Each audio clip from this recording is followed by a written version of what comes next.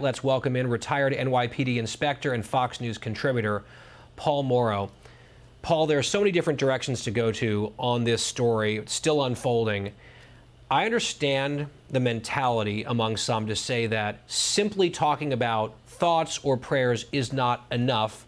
You have to have things in conjunction with action. I get that, but it almost seems like it's this visceral, sneering, now trite, common response that we hear from some specifically on the political left to denigrate prayers after events like this. And it seems particularly odious given the context of where this shooting happened. Of course it is. Of course it is. And if you look for the root cause here, one of the things that they're so hostile to is that organized religion is traditional. And it's another vector of society that they don't control, another thing that they don't control. And when I say they, I mean the progressive left, is policing. These are among the last bastions of traditionalism in American life. It's the kind of Americana they want to erase because it's not part of the approved narrative from our dominant media and from the progressive left who wants to own all aspects of your life. And what gets me is the sort of emoting that we see, like if somehow or other, if the mayor of Minneapolis shows enough outrage, that somehow or other that is supposed to convey a positive reaction or convince us. How about this? How about we enforce the gun laws that we have? Because according to the Pew Institute, which is a nonpartisan research center, 5% of gun murders every year are committed with long guns. You and I both know what that means for the rest of the murders. It's going to be illegal guns in urban areas for crimes that are not prosecuted. Thanks to our revolving door, illegal handguns are the things they don't want to talk about. You mentioned approved narratives on that subject. Let's watch how some in the media have been reporting about the alleged shooter in this case. A pervasive message of hate. Hate against blacks, hate against Jews, hate against God. Some anti-black, anti-Semitic writings in these messages. Anti-black, anti-Semitic, and anti-religious messages.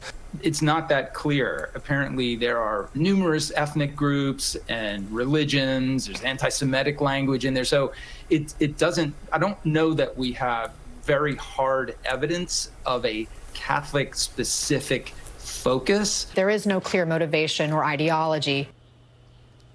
All right, Paul, seems like at least some of those lists were leaving a few things out that might leave viewers thinking that this is much, much murkier and more mysterious than it might be.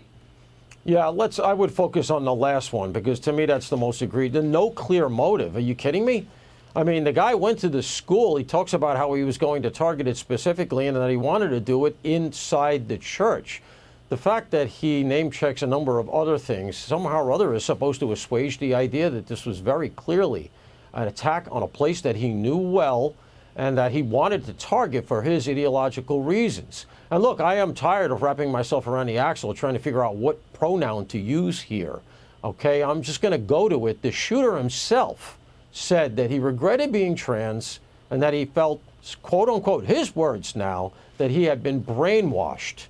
And I got to say it, you know, and we're supposed to not be able to talk about it. It's another elephant in the room that we're all supposed to ignore. But when you get into 6, 7, 8 trans shooters, that doesn't mean that all trans people are shooters. We're not saying that because we can't have these discussions. It's ridiculous. But once you get to the point where you have that many in a row, all I can say is take the contrapositive. What if, Guy, the last 6, 7, 8 shooters, whatever it is, because the numbers vary and there are various people that get invoked here, but what if they had all worn MAGA hats and been young men?